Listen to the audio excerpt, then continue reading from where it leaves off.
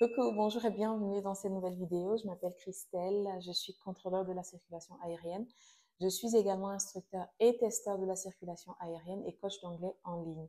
Si tu es nouveau sur ma chaîne, n'hésite pas à t'abonner et à cliquer sur la cloche de notification pour ne rien rater des prochaines vidéos. Ici, je partage beaucoup de contenu sur l'aviation, les opportunités et offres d'emploi dans le domaine de l'aviation au Cameroun et dans beaucoup de pays de la SECNA. Je partage également du contenu sur l'anglais. Je partage mes astuces pour améliorer son niveau d'anglais au quotidien ou tout simplement pour partir de zéro et apprendre l'anglais. Je partage aussi du contenu pour encourager les femmes à être autonomes ou indépendantes financièrement. Je partage tout ce qui est lié au genre féminin dans le domaine de l'aviation. Si c'est quelque chose qui t'intéresse, encore une fois, abonne-toi, clique sur la cloche de notification et n'hésite pas à partager mon contenu pour ceux qui pourraient être intéressés. Aujourd'hui, on va parler de quelque chose d'assez spécifique, de l'instruction de la circulation aérienne ou des instructeurs de la circulation aérienne. Je partage beaucoup de contenu sur le contrôle aérien de manière générale. Donc, si tu me suis depuis très longtemps, tu sais probablement déjà ce que c'est que le contrôle aérien et comment on fait pour devenir contrôleur aérien. Si tu ne le sais pas, alors il y a plein de vidéos sur la chaîne à ce sujet-là. N'hésite pas à aller dans la barre de description. Tu trouveras des liens directs vers des vidéos comment devenir contrôleur aérien en 2024, entre autres. Aujourd'hui, ça va être un petit peu différent. Je vais parler de mon autre casquette, instructeur de la circulation aérienne. On va aborder trois choses dans la vidéo. Premièrement, quelles sont les conditions à remplir pour devenir instructeur de la circulation aérienne? Deuxièmement, comment est-ce qu'on devient instructeur de la circulation aérienne? Où se passe la formation? Quelle est la durée de la formation? Quels sont les avantages liés à cette nouvelle qualification? Et enfin, on va parler des responsabilités d'un instructeur de la circulation aérienne, de ses tâches et de ce qu'il fait au quotidien. Encore une fois, si c'est quelque chose qui t'intéresse, n'hésite pas à rester connecté jusqu'à la fin de la vidéo. Allô? Civilian approach Ethiopian 925. Good afternoon. 1015. Ethiopian 925, Civilian approach, good afternoon, go ahead. C'est Good bon? afternoon, ma'am. Ethiopian. Parlons du profil de base des instructeurs de la circulation aérienne. Alors, pour être instructeur de la circulation aérienne à la SECNA, la première chose qu'il faut savoir, c'est qu'il faut déjà être contrôleur de la circulation aérienne. C'est logique, on ne peut pas instruire dans un domaine où on n'est pas déjà opérationnel. Donc, première des choses, être contrôleur de la circulation aérienne et détenir une qualification d'un centre spécifique depuis au moins 5 ans. Par exemple, je suis à Yaoundé. À Yaoundé, il y a 2 qualifications de contrôle, aérodrome et approche. Donc, aérodrome, c'est pour la gestion des avions qui entrent et qui sortent, donc qui décollent et qui viennent atterrir. Approche, c'est pour la gestion des avions qui quittent leur croisière et qui commencent leur approche, ou alors qui finissent leur phase de décollage et qui commencent à monter vers le niveau de croisière. Donc, pour être instructeur à Yaoundé, on a l'obligation de détenir au moins une de ces 2 qualifications. Et comme en particulier dans le centre de Yaoundé, les 2 qualifications sont combinées, il faut absolument détenir les 2. Dans de plus grands centres comme Douala, comme Nouakchott, Dakar, il y a plusieurs qualifications de contrôle et un contrôleur ne détient pas forcément toutes ces qualifications-là. Donc, pour être instructeur, il faut détenir au moins une des qualifications de ce centre-là et avoir exercé en tant que contrôleur de la circulation aérienne détenant cette qualification-là pendant au moins 5 ans. Ensuite, il faut être quelqu'un de très motivé. Si vous enseignez, vous savez quelles sont les contraintes liées à l'enseignement, à la formation. Il faut beaucoup de planification, il faut beaucoup de conception, il faut beaucoup, en tout cas, de travail. Et donc, il faut avoir une très bonne motivation pour être instructeur de la circulation aérienne. Et c'est quelque chose, vous allez voir plus tard, qui s'évalue dans le test de sélection. Il faut également avoir une très bonne connaissance de l'outil informatique, notamment Excel, Word, PowerPoint. Et enfin, il faudrait que vous postuliez librement. On ne force pas les gens à être instructeurs de la circulation aérienne, sinon ils en seront de mauvais. Maintenant, voyons ensemble comment se passe la sélection et la formation des instructeurs de la circulation aérienne. Lorsque vous remplissez les critères de base, vous devez postuler, comme je l'ai dit plus tôt. Il faut savoir que de manière générale, les recrutements se font en fonction des besoins dans cette agence-ci. Donc, par exemple, par centre, la SECNA a décidé qu'il y aura un instructeur pour 5 contrôleurs au maximum. Donc, en fonction du nombre de contrôleurs de la circulation aérienne dans un centre donné, on devrait recruter un certain nombre d'instructeurs. Et donc, en fonction des besoins, la SECNA organise un test de sélection par pays et chaque candidat qui remplit les critères de sélection doit postuler librement. Une fois que c'est fait, le test est organisé et si vous êtes sélectionné, vous partez en formation. Donc, comment se passe le test? Évidemment, c'est un concours. Tous ceux qui remplissent les conditions peuvent postuler et on va sélectionner le nombre de personnes dont on a besoin.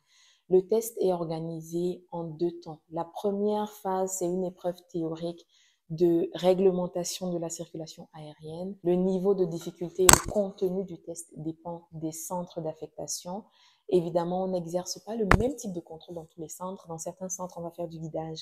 Dans d'autres centres, ça va être de la surveillance. Et dans d'autres encore, ça va être juste du contrôle aux procédures, comme c'est le cas encore à Yaoundé-Nsimalen. Donc, chaque centre a son test. Le test est organisé en ligne. Tous les candidats composent à la fois et ils ont automatiquement leurs résultats à la fin du test. La deuxième phase, ça va être un entretien en ligne qui sera associé à une sorte d'évaluation faite par l'encadrement sur le centre d'affectation. L'encadrement dans le centre d'affectation de chaque candidat doit évaluer le candidat en termes de disponibilité, de motivation, de discipline, etc. Et cette note sera associée au test théorique. L'entretien, c'est une autre phase de l'évaluation. Donc, ça permet d'évaluer l'élocution du candidat, ça permet d'évaluer ses compétences techniques d'ailleurs, parce que même pendant l'entretien, on pose des questions très techniques. Ça permettra également d'évaluer la capacité du candidat à répondre de façon claire et succincte aux questions. Évidemment, c'est un concours, donc une fois que toutes les épreuves sont passées, on sélectionne les meilleurs candidats et on les envoie en formation. Parlons maintenant de la formation elle-même. Alors, la formation se déroule à l'École africaine de la météorologie et de l'aviation civile. La formation de base, la formation théorique des instructeurs de la circulation aérienne, elle dure 4 semaines. 4 semaines intenses pendant lesquelles on va apprendre beaucoup de choses. Sur le plan technique, sur le plan opérationnel, on va apprendre de la psychopédagogie, des facteurs humains, entre autres. Et au bout de la formation, il est délivré une attestation de réussite qui atteste donc que vous avez suivi avec succès la formation d'instructeur sur site. Je parle de l'instruction sur site, parce que instructeur de la circulation aérienne, c'est différent de l'instruction à l'école de formation, par exemple. C'est des formations différentes, c'est des qualifications différentes.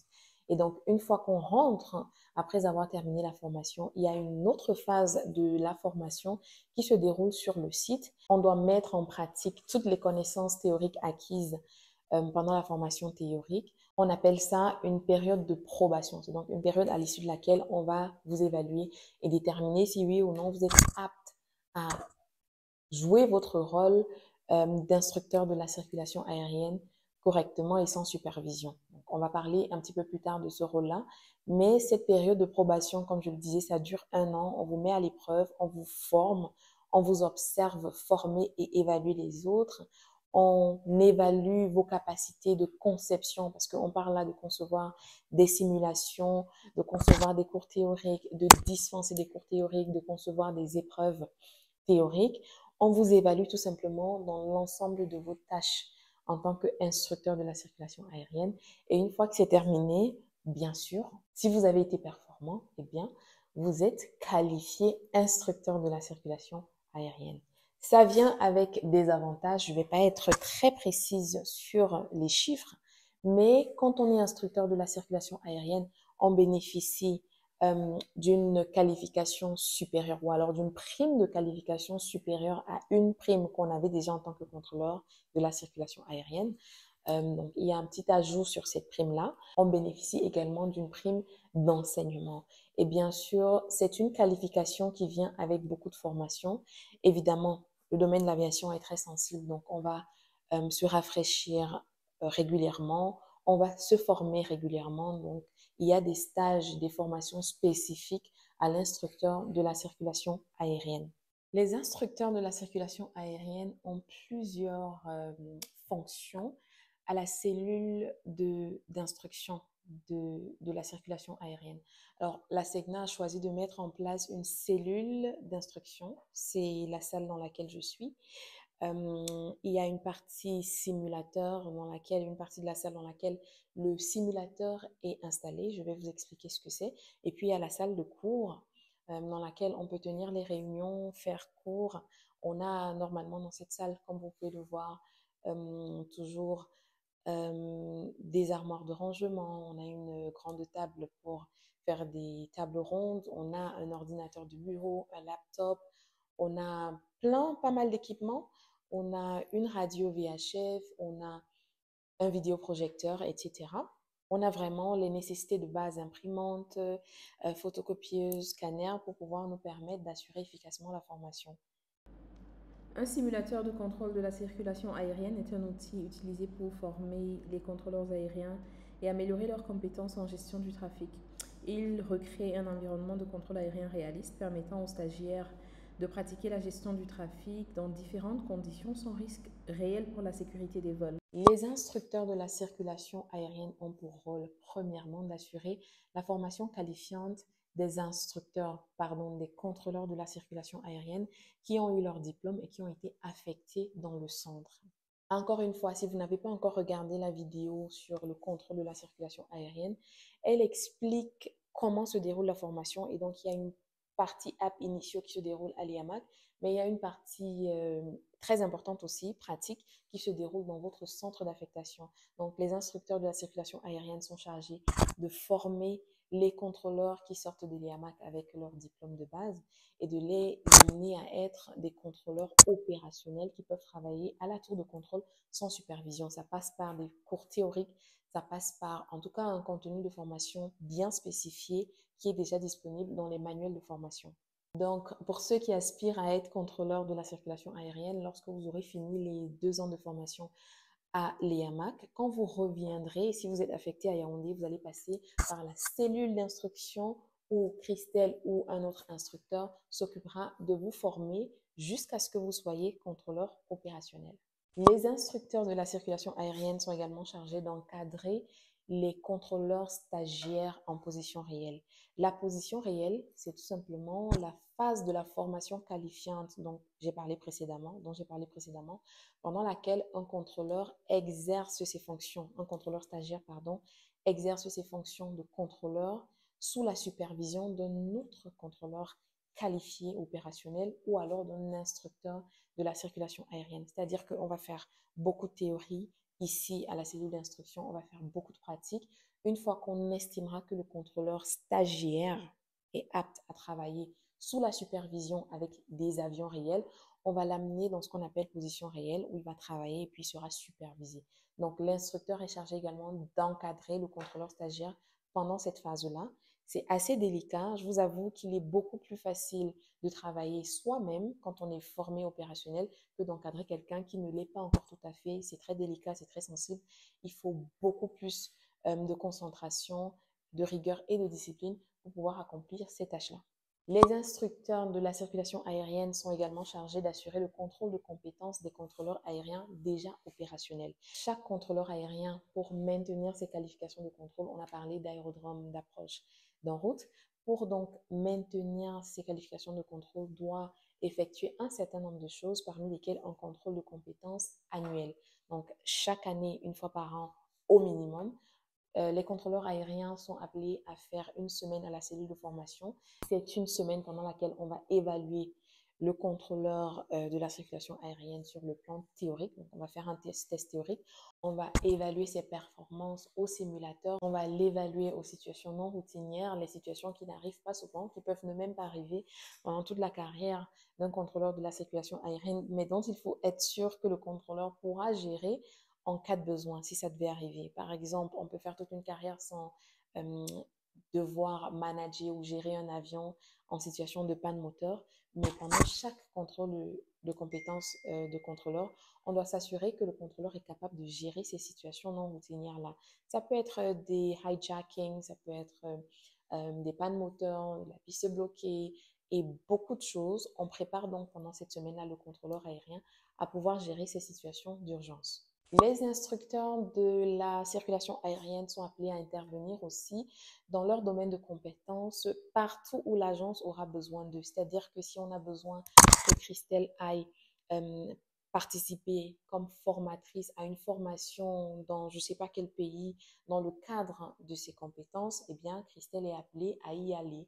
Si on a besoin de Christelle à une réunion où on demande que la SECNA présente, je prends un exemple, c'est déjà arrivé, le plan d'encombrement de l'espace aérien camerounais ou de l'espace aérien géré par la SECNA, eh bien, Christelle, son travail, c'est donc de préparer cette présentation, éventuellement d'aller la présenter, c'est les désigner pour le faire. Les instructeurs de la circulation aérienne sont également appelés à faire du coaching en anglais parce que oui, on a un plan de formation sur site à l'anglais pour les contrôleurs de la circulation aérienne assez bien fourni, assez bien rédigé et on s'évertue à le mettre en pratique. Il est très efficace. Il devrait l'être en tout cas à chaque fois que c'est vraiment respecté. Et donc, les instructeurs de la circulation aérienne sont des coachs quand ils ont les compétences linguistiques requises, donc le niveau 5 au minimum sur l'échelle des compétences linguistiques de l'OACI. Ils sont désignés coachs et ils participent à la formation en anglais des contrôleurs de la circulation aérienne. Les instructeurs de la circulation aérienne, bien sûr, dans tout ce processus-là, sont également chargés de l'évaluation de manière générale des contrôleurs stagiaires, des performances donc des contrôleurs à la CELICA. On observe des éléments probants de leur performance et on détermine, on fait une sorte d'évaluation en fait pour déterminer si oui ou non il y a des aptitudes, les aptitudes sont requises ou bien the requirements are met. Donc voilà grosso modo les fonctions des instructeurs de la circulation aérienne. Maintenant sur le plan pratique, ça va être beaucoup plus que ça parce que de façon détaillée, on a des objectifs qui sont définis et on a des indicateurs de performance qui sont également définis. Donc, par exemple, pour tout ce qui est gestion des contenus de formation, le contenu est déjà designé, mais évidemment, l'aviation, c'est un domaine qui évolue beaucoup. Par exemple, un cas pratique, il y a très longtemps, euh, chaque pays, disons, fournissait les éléments concernant l'état des surfaces des pistes, éléments très, très importants et même indispensables pour les atterrissages et les décollages des avions. Donc, chaque État avait sa façon de faire. Il y a très peu de temps, l'Organisation de l'aviation civile internationale a décidé de standardiser tout ça, d'harmoniser la manière dont on communique ces éléments-là aux équipages. Et donc, désormais, il faut intégrer ça dans les contenus de formation. Il faut former tous les contrôleurs, il faut former les gestionnaires d'aérodromes, etc. Et donc, les contenus de formation doivent être mis à jour. Il arrive énormément de choses comme ça dans le domaine. Ça peut être des amendements de manuels ou de documentation de l'OACI. Ça peut être tout simplement des amendements de règlements nationaux qui nécessitent qu'on intervienne au niveau du contenu de formation et qu'on fasse des modifications ou des mises à jour du contenu de formation. Donc, ça passe par les modifications ou les mises à jour de nos propres manuels à l'agence, ça passe par les conceptions de nouveaux PowerPoint, des modifications de PowerPoint, ça passe par des conceptions de dynamique qui permettent de dispenser efficacement les cours et d'atteindre le plus rapidement possible nos objectifs de formation. Ça passe par la mise à jour des documents opérationnels. Les instructeurs de la circulation aérienne restent pendant toute leur période d'instruction également des contrôleurs de la circulation aérienne. Ils ont l'obligation de travailler dans les tours de contrôle pour pouvoir maintenir leur qualification. Parce que clairement, quand on ne travaille plus, on perd au fil du temps nos aptitudes. Donc, on doit continuer d'exercer. Et donc, par rapport à ça, il a été décidé que les contrôleurs de la circulation aérienne, les instructeurs, pardon, de la circulation aérienne seraient programmés 50% de leur temps à la tour de contrôle et 50% de leur temps à la cellule d'instruction. Je parle beaucoup de cette casquette-là sur Instagram. Si tu ne me suis pas déjà sur Instagram, il m'arrive d'aborder des sujets intimes que je ne partage pas forcément sur Facebook ou sur YouTube. Donc, j'avais déjà parlé de ma casquette d'instructeur de la circulation aérienne sur Instagram. Et à l'époque, je me souviens que j'avais une question très intéressante. On m'avait demandé ce que je préfère entre le contrôle de la circulation aérienne et l'instruction de la circulation aérienne et être instructeur. Que si je devais choisir, qu'est-ce que je choisirais, qu'est-ce qui est plus avantageux et qu'est-ce qui est plus contraignant. Alors, j'ai envie de dire que c'est deux choses complètement différentes. Je trouve les deux très différents en tout cas. Je n'ai pas le luxe de choisir et d'ailleurs, je ne sais pas ce que je choisirais. Je suis vraiment passionnée par les deux. J'aime beaucoup les deux. Alors, le contrôle de la circulation aérienne est très stressant. C'est un métier très stressant. Alors, quand on prend service à 7 heures et qu'on finit à 14 heures, entre 7 et 14, on passe par plusieurs types d'émotions. Même quand on est bien formé, on n'a pas le contrôle dessus, ça ne dépend pas de nous. Alors, c'est peut-être le côté négatif du contrôle de la circulation aérienne, c'est que c'est un métier stressant. Mais ce qui est intéressant, c'est que quand on finit le service, on a fini de travailler, on est complètement libéré de quelques formes de charge mentale associées au boulot que ce soit. Donc, quand je rentre chez moi à 14 heures, je peux faire tout sauf le travail. C'est complètement différent avec l'instruction, avec le côté instructeur de la circulation aérienne. Parce que quand je suis programmée pour commencer un contrôle de compétences le lundi, il est évident que dimanche, je serai chez moi avec mes enfants, mais je serai déjà en train de penser à, il faut que je planifie la semaine, quelle est l'épreuve théorique que je vais choisir pour tel contrôleur, quel est le contenu adapté pour la formation, sur quoi je dois insister, sur quoi d'autre je ne dois pas insister, qu'est-ce qu'il sait déjà et tout. Par exemple, le lundi, premier jour, quand on va faire l'évaluation théorique, moi, quand je vais rentrer chez moi à 15h30, je vais devoir corriger l'évaluation théorique et adapter le planning de la semaine en fonction des manquements ou des lacunes qu'il y a eu basées sur l'épreuve théorique. Je vais devoir sélectionner, la plupart du temps c'est chez moi parce qu'ici on travaille. Je vais devoir mettre à jour mes cours s'ils ne le sont pas, me rassurer que tout ce qui est contenu dans le cours de formation est conforme aux documents à jour, à la documentation à jour de l'OACI. Mais vraiment, c'est moins de stress. En fait, c'est une autre forme de stress. C'est aussi beaucoup de stress, mais c'est une autre forme de stress. Et puis, quand on est à la cellule de formation, on est parfois appelé à faire des tâches qui nous font rester parfois, qui nous font rester à l'aéroport jusqu'à 20 heures. Parfois, on va nous demander d'intervenir à une réunion quelque part et ça va demander beaucoup de travail, beaucoup de préparation, des PowerPoint. Donc, c'est vraiment des tâches complètement différentes. L'avantage, si c'est un avantage de l'instruction, c'est que ça ne se fait pas la nuit. On ne va jamais nous demander de dormir à l'aéroport parce qu'on est instructeur de la circulation aérienne. Et donc, as such, je dors chez moi quand je suis instructeur. Alors, je vais dire que c'est un avantage parce que peu importe qui on est, peu importe le nombre d'années de service qu'on a, c'est plus difficile au fil du temps de faire des nuits de travail. Donc, quand on vieillit comme nous là, on est plus à l'aise si on n'a pas à faire ces nuits-là. Mais bon, on n'a pas le luxe de choisir. Et puis, par contre, quand on fait les nuits de travail, on a forcément plein de jours de repos. Donc, un contrôleur opérationnel, quand l'effectif est atteint, est beaucoup plus libre qu'un instructeur de la circulation aérienne. Sincèrement, moi, si j'ai envie de me reposer dans mes fonctions et que je peux choisir, je vais bosser à la tour. Parce que la charge mentale, pour moi, elle est moindre. Maintenant, j'aimerais préciser aussi que même si j'aime le contrôle pour tout ce que ça représente, j'adore l'instruction dans ce domaine. Alors, ce domaine change énormément et je suis ravie de voir que je me développe sur le plan professionnel de façon naturelle en enseignant et en formant. Je prends un exemple pratique. Quand cette semaine, je suis en contrôle de compétences avec un contrôleur, on aborde 100 notions et que la semaine prochaine, j'aborde 100 autres notions ou alors les mêmes notions, eh bien, je finis par être extrêmement compétente et very assertive dans le domaine, c'est-à-dire que je suis confiante, je connais, je sais de quoi je parle. Comment dire? C'est-à-dire que de façon naturelle, on se développe professionnellement, on développe ses compétences, on acquiert plus de connaissances parce qu'avec X, on fait des recherches pour, euh, pour agrémenter la formation. Avec Y, on utilise les recherches qu'on a eues avec X pour... voilà, ça permet d'asseoir ses connaissances d'une certaine manière. Et c'est un développement, mais vraiment, je suis émerveillée moi-même par ma progression en termes de connaissances. Je suis convaincue de toute façon que par l'enseignement, on peut changer plus vite le monde. C'est-à-dire que si on veut augmenter le niveau de sécurité dans l'espace aérien, je trouve qu'il est plus facile d'intervenir au niveau de l'école africaine de la météorologie et de l'aviation civile en formant correctement les élèves qui sont là-bas. Ça nous facilite la tâche, nous, dans la formation pratique. Et quand nous aussi, on fait bien notre travail, mais vraiment, on a un contrôleur, on a plus de chances d'avoir un contrôleur aérien exceptionnel. Donc, je trouve ça très important. Et c'est pour ça que c'est une chose avec laquelle je suis extrêmement disciplinée. Je ne blague pas, je mets beaucoup de rigueur dans ce travail-là parce que j'en connais la sensibilité. L'impact des erreurs qu'on fait ici, c'est pas forcément visible immédiatement, mais ça peut être catastrophique. Donc, c'est un rôle extrêmement important aussi, même si ça ne se fait pas à la tour.